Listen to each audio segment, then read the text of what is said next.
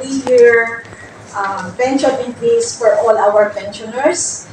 The first in SSS history, say. Okay, the first in SSS history.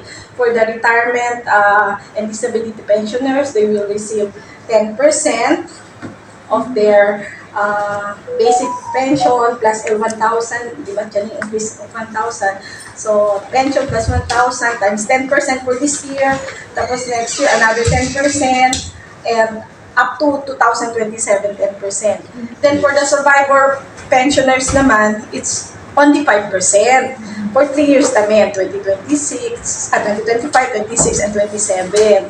So, if you're going to ask me, no, bakit, 5% lang, kasi SSS is already very generous to those surviving pensioners, that yadali kita 100% of the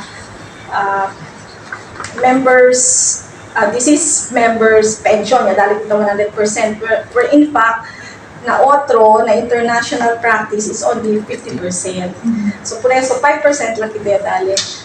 Pero at least todo chenin, no? Okay. Kami ka within this month, talaga kami balikat ng Bayad Awards. This is in recognition to our stakeholders, our partners, whether these are employers, the media, individuals performing, or banks, and basta todo, mga ta-support talat na SSS and Chene, bueno ko sa pwede kontribuhi, no, na diamond na institution. So we are also acknowledging them, no. And aside from that, the SSS internally, we also have mga awarding, no, for mga best employees. Ito naman mga government and mga private institution ang conduct. But at least for the information of our members, no, and our mga partners, sabi SSS na the activities are lined up for the entire month, no? And aside from the implementation of the pension loan program, a pension reform program, we already implemented this year the enhanced salary loan, no? We can discuss that further, no? Pero sige lang, we'll schedule that, or we can also discuss that later. But at least for in summary, no, kita Bonito enhanced salary loan and the calamity loan program which was also enhanced. And we will be looking forward to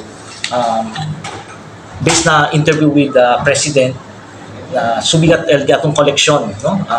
Because of our intensified campaign covering mga members. As you have shown na di aton mga, or check na di aton mga social media, mga post, we've been conducting run after contribution evaders here and there on the lang, no?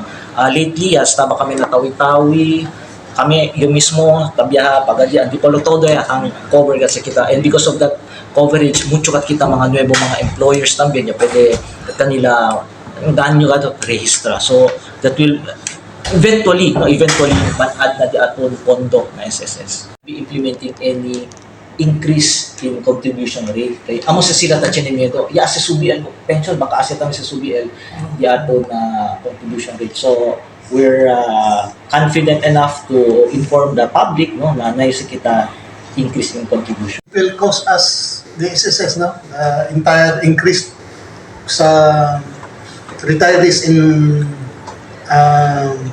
disability pensioners. It will cost us 92 billion additional expenses ito ng SSS. Pero okay lang, no?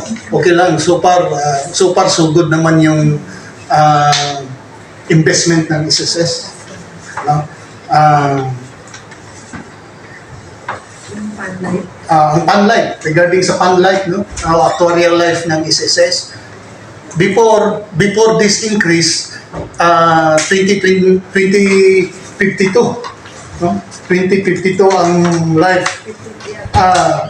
2053 dahil sa additional expenses ng SSS for this increase, na-reduce siya, no, to 2049 ang actuarial life ng SSS. So ano bang ibig sabihin niyan, no?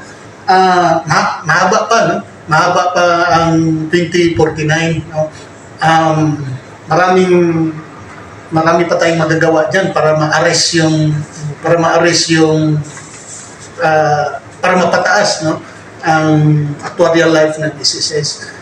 Ganyan man talaga ang insurance, no? May actuarial life man yan, hindi man yan siya sabihin natin na perpetual ang life niya, no? Lahat. Hindi tayo dapat mag-uri dyan dahil ang SSS benefits ay guaranteed by the national government. No? Kung sakaling, mind you ha, let us be clear on this, ang SSS hindi yan tumatanggap ng subsidy sa national government. So meaning wala tayong budget coming from national government.